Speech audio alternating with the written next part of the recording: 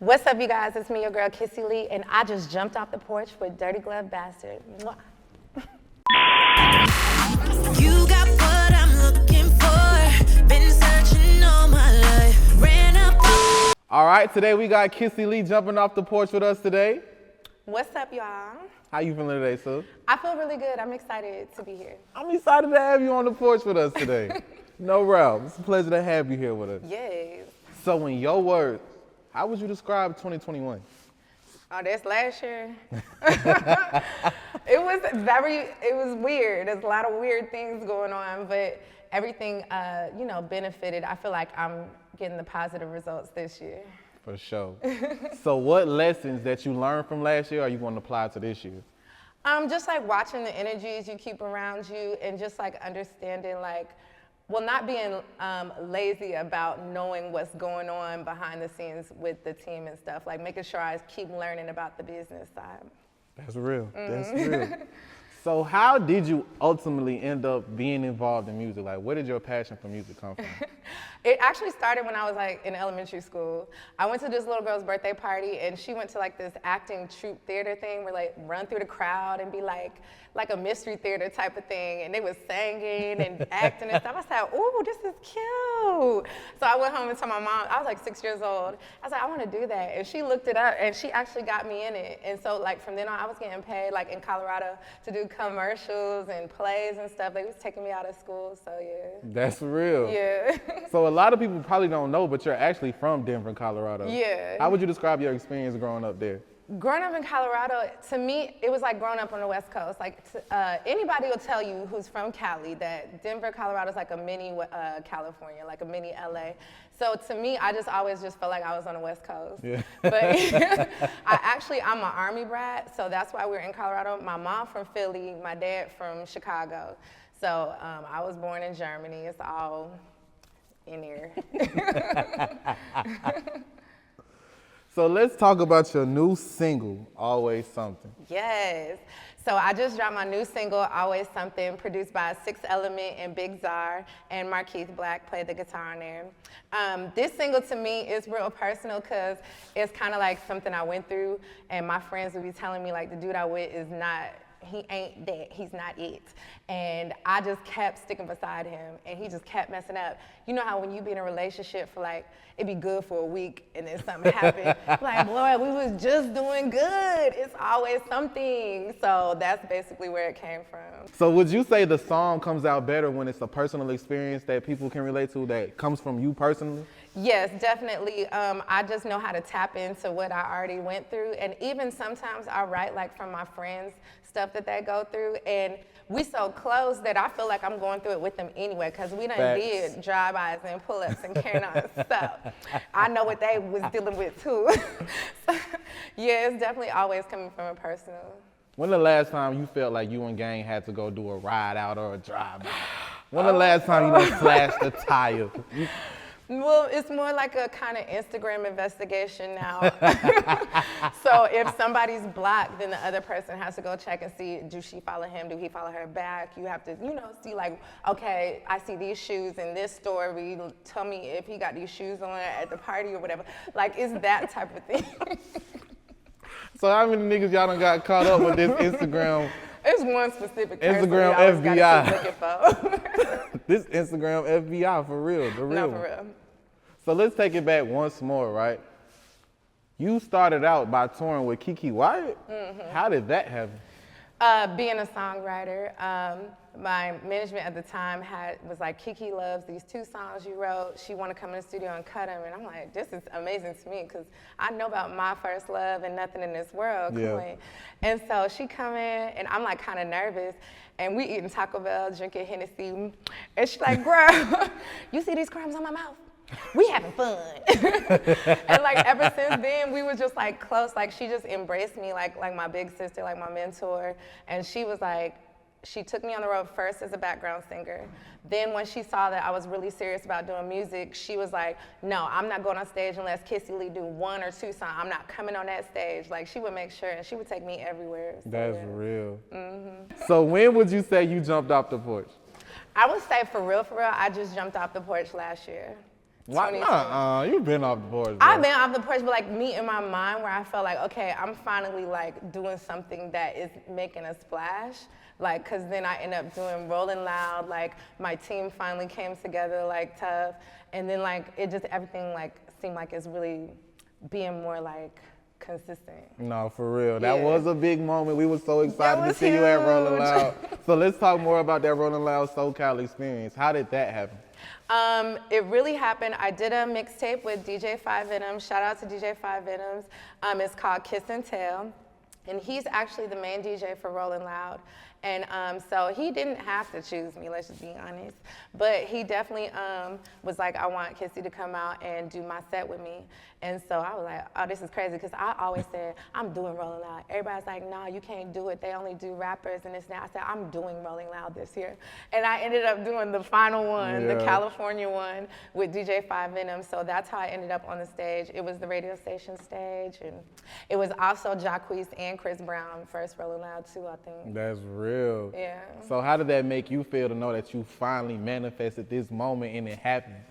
To me, I was like, dang, wait, when I look back, was this a manifestation? Because I was so serious about it. Is that how that work?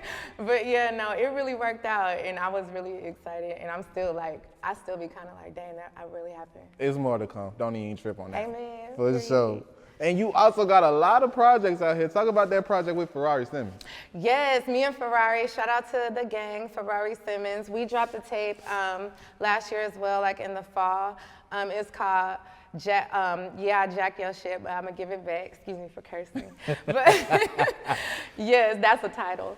But we just did a lot of covers, because he see me on Instagram always dropping my freestyles and my covers and stuff, and he would hit me up in the DM like, can you give me a hook for this? And I record myself sometimes, so I just send it back. And he'd be like, we need to do a mixtape. He's like, I wanna be behind you. I wanna be one of the people that help you just pop. Yeah. So we ended up finally doing our mixtape, and it did really well. How would y'all describe y'all chemistry while working with one another? Ferrari, he's just really like a lot of energy. And what's dope about Ferrari is he works on the radio station. So he'd be like, I'll send him covers that I did, because with my ear, I listen to a lot of like, I don't always pick the single. I pick like the little sleepers is what I call them. Like, you know, people may not know about them, but that's a sleeper. And he'd be like, okay, you gotta do this, Young Blue, you gotta do this. So he'll be like, these the ones. And when I did them, I did kind of eat. Like, he understand my voice. No, you didn't kind of eat, you know what I'm saying? You devoured, you know what I'm saying? We're gonna call it what it is, you know? Said it. So about doing covers as an R&B artist, oftentimes we see rappers jack beats, you know what I'm saying, drop freestyles. But you, as an R&B singer, come through, kill this shit on the cover. Why do you feel that's important to offer your own renditions of songs that we already love and favor? Because I think just me being new, everybody haven't heard my voice. And so even though my music is a bop, so when you listen to my original music, yes, baby. But I think that when they hear something that's more familiar and real popular, be like, oh shoot, like I've had a lot of people be like, wait, is this out? Like when I did the SZA, I Hate You or something, they'd be like, wait, is this out? Wait, who is this? They'd be like, who is this? So it helped me get like people understanding what my tone is giving. For sure. Yeah. So speaking of people knowing what your tone is giving, what do you feel Kissie Lee brings to R&B? I like how they got a ring to it. Queen. What do I feel like Kissie Lee brings to R&B? I feel like I bring realness, like edge, like I'm not afraid to like grow with everybody and show like sometimes it may take longer than you think or whatever, and you switch out people, and like even people in my comments be like, oh my God, I can't believe you responded back. Like, this is so crazy, this is deep. And I'm just like, I don't know, like, I'm just a real genuine person. So I bring like the edginess too, like, you know, the girl next door, like the roundaway, like, we could kick it. Yeah. We could just, you know, have a little kick, big, chill type of Big thing homegirl vibe. Yeah. I fuck with that, I like that. So what do you feel the R&B genre is lacking as a whole? They're missing the singing. You know what I'm talking about? Like singers. Singing. With an A. Yeah. So I feel like there's a couple girls, but and then like the energy of it. Because I feel like what I have is like the energy like from the 90s and the 2000s, like even with how I pick tracks, the energy of it. So that's what I think I bring to. Okay, so what you feel these niggas lack? Who is these niggas? I mean, I ain't gonna say no names, but an R&B genre, like you saying, right? It's not from what we remember it as the 90s, you know what I'm saying? So today's is like really different. It's like damn near toxic, you know what I'm saying? Like we don't hear about love that much as we used to. Well, I'm toxic too, so I gotta. Pop it. I know, I gotta. See, that's why my EP is called My Toxic Love. Like, Ooh. I don't know, life is just toxic lately. It is what it is. Like, we be in love and we got somebody, but it might just be a little bit toxic. 'Cause there's just a lot going on.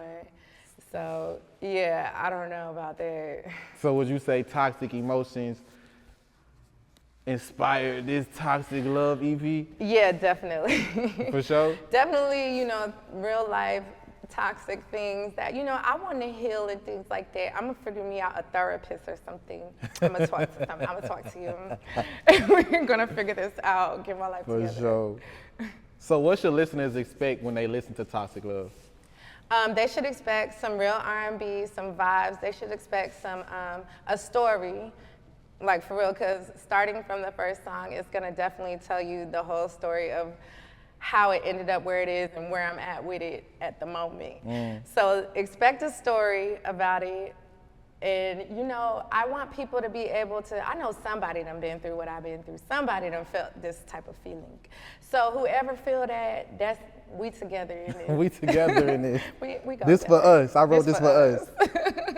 So talk about some of your records going viral on TikTok. How does that make you feel? To me, that was like lit. And it was like low-key an old bop, produced by Twana God of Six Element, and it's called It Pours. And it really like, it was the year of Corona, the first year when we was like on lockdown. And I didn't even really like put it out. This really big influencer, Makila J, she did a dance to it. And it just started going crazy. Like, she started sending me all these videos, and I'm like, shoot, let me learn it. But yeah, no, it just went crazy. So we did a remix too and put it out. But she was telling me, she was like, it's actually hard to go viral on TikTok with your record. Like, people have to genuinely like it. So that was dope to me. And then the cover I did with Highland Star went viral too, so yeah. Come on, you just viral, and it's like in itself, you know what I'm saying? I feel like, you know, God be throwing me bear crumbs, like, keep going, baby, keep going. That's real. And like she's saying, it is true, it's hard to go viral with a record that nobody really likes, no matter what's behind it. Yeah, there's no money behind it. Yeah, yeah, that's real. Yeah. So how would you say you depict your sound when working with producers? I go with whatever make me think of a melody. Like when I hear it and I can already think of like how I always start with the verse. So if I can already hear some words and how I'm gonna sing it, I'm like, okay, yeah, that's about. Yeah. Whether it's for me or for somebody else, because I write for other artists too. For sure. Would you say that's different from working with each different producer? Because we know you work with Six Elements, so you also work with Mr. Hanky. So would you say the vibes is always the same? Like you can know what to go to for each different, you know what I'm saying? Like I can go for you for this and I know I can goddamn tell you this, that, and third. I can go to Hanky and I can tell him this, that, and third. And he's gonna, you know what I mean? Yeah, because Mr. Hanky, you know, if I be like, yo, have you ever heard this? He know every song that's ever came out in life. So I go, you ever heard this? You think you got any flip like this or something like that? He gonna know the vibes. And then definitely Six Element, like that get me all the way in my R&B bag. And then they like push me too. I feel like with Six Element pushed me to do like hip hop R&B type of vibes, like how my song Only Fan on DJ Five Venoms, like to me that's one of my favorites now. And I didn't know if I would sound good on it. So boom, but yeah, Mr. Hanky, he give me them heavy drums. Like he come from that world of like the 2000s type of era, so he know what to give, So how would you describe y'all chemistry while working together, you and Mr. Hanky? Oh, it's amazing. Like when we finally linked, it's funny, we were at Gold Room in Atlanta. I don't know if everybody know, but I turned around, I seen him, I said, oh, Hanky. He said, what's up? Because we always do, you know, the industry lingo. Yeah, we gonna link, we all right. But we actually, that night, he was like, you know what, we gonna get a Grammy together. I said, you know what, I believe you. And so we ended up linking that week, and that's when we recorded My Love, and we recorded Sheesh that week. We already got like about 20 bops by now, but yeah, so I think like our chemistry was just real chill, like real, just like it felt like it was meant to be. That's real. And now My Love has over 1 million views. Yes, shout out to My Love. I really love that song, y'all. I want to do a remix. Y'all comment down below who should we put on the remix. Oh, nah, for real. Let For us real. know. But yeah, My Love is one of my babies. That's the first song I ever recorded with Mr. Hankey. And it got to about top 40 on the radio. B103 really supported it in Atlanta. And yeah, over 1 million streams on YouTube. That's real. How does that make you feel to know that you're getting all this support and love? I don't know. I don't think I feel it yet. Really? Yeah. I always just feel like there's so much more to do. You gotta be quit being so hard on yourself. Oh, man. Yeah, like what? So being you get all this love from Atlanta, what inspired the big move, you know what I'm saying, from Denver, Colorado to here in Atlanta? Really just, when I was in Colorado, I always wanted to apply. I applied to all HBCUs. So I applied to everybody. I was really choosing between Howard, Clark Atlanta, and I was choosing between Hampton. So what happened with Clark is that my mom had sent my music. She be sneaking and doing stuff. She really would have filled out all my applications if I let her. But she sent my music to Clark, and they wrote back with my acceptance letter. They're like, we can get her played on the radio and everything like that. Like, we love her music. So I'm like, okay, well, I guess I'm going to Atlanta then. So that's how that worked. That's real. So you end up going to Clark? Mm-hmm. That's fire. I haven't finished yet, but I'm definitely AUC. Shout out to my people. So, what's your major? Okay, it switched a couple times because my dad was like, you ain't gonna make no money doing that. Because at first it was like, what was my major at first? English. And then he was like, because I just like writing. I'm a songwriter and I want to write books eventually because I'm a nerd. But yeah, like, I just kept switching it. But English was the first one. I did get to open for DaBaby though, for one of the homecomings. So that was lit. How was that? It was so lit. It was just crazy. And like, I still have footage from my set. Like, they cut off the lights like in between my set and the crowd just went crazy. Like, they was rocking me. That's my people. That's hard. Yeah. I never knew that. So what's some of the goals you got set for 2022? 2022, I just plan on really making my situation like solidified, like big, to where everybody like is talking about Kissie Lee, and they're like, oh, she that one, not the two. Nah, for real. So what else are you working on right now? Yes, because you know, nowadays, like, it's cool to multitask and do other stuff. So I have a candle line that I'm dropping, or it's out. You can do pre-sales and things like that. It's my first candle is called Cocoa Butter Kisses. You can see them behind me. You could smell them. Smelling very luxurious through the screen and everything. But you know the vibes. But yes, I'm really excited about my candles because I'm naming them after like some of my song titles. So my first one is Cocoa Butter Kisses. I partnered with Simply Naked Candle Co. They're actually based out of Georgia. So it's fun for me. I actually went in from scratch, picked all my scents, and like really was like, no, I need to do this, I need to do that. I put the wax in that thing. So y'all gonna see, like, I really took my time with this. It's gonna really like smell up I like real fragrant, like smell up the whole house, even when it's not lit type of scent. So it's really gonna give you them vibes, baby. So yeah, y'all make sure y'all go check out my candle line. I fuck with that. Make sure y'all go grab them candles, man. So let me ask you this. What is it that you want listeners to take from your music? I just want them to connect to it. Like, I want them to be like, oh my God, like, every time Kissie drop, you know you finna hear a bop. Like, I want them to be like, oh, I can't wait till Kissie drop, because I know she finna give what needs to be given. I want them to take from it, like, as far as love goes, you know, even if that relationship doesn't work out, it's over 7 billion people in this world, baby. It's always somebody else. No, but just don't be like crying for the rest of your life about something. Because even though I talk about like the crazy stuff I went through, I didn't like let it just stop me dead in my tracks. Like, I just kept it pushing, like, and you know, I met my baby Dee and things like that. I'm so dead. So what's some advice you would give to a young girl that's watching this interview right now? I would say, always be confident and go after your dreams, and don't worry about the comments, whether they're good or bad. Just keep pushing and keep your circle, like, you'll know the positive vibes. Like, think about once you get off the phone with somebody, or once you leave like a person you had a conversation with, think about how you feel right after that conversation, right? And that's how you're gonna know if you need to deal with them or not. Like, if you feel drained, like, girl, you may need to talk to somebody else. Or like, if you feel positive, like, yeah, this is about to be lit, like, then that's your tribe, like your people. Really focus on your circle being right. That's real, man. Yeah. Kissie Lee, you know we love you here so much at DGB. I love DGB. And we appreciate having you here today on the porch. So I got one more question for you. Any last words and shout outs? Yes, I would like to shout out my team, Troy Gunn, Jordan Air, Richard Dunn. Shout out to Devon Stevens, Mr. Hanky, my boys Twana God, Phil, Porker, Six Element. Shout out to Big Czar, Telvin Pennyman. That's my production crew, y'all. By the way, I'm really excited, y'all. I'm gearing up for a really big show that's gonna lead up to a tour.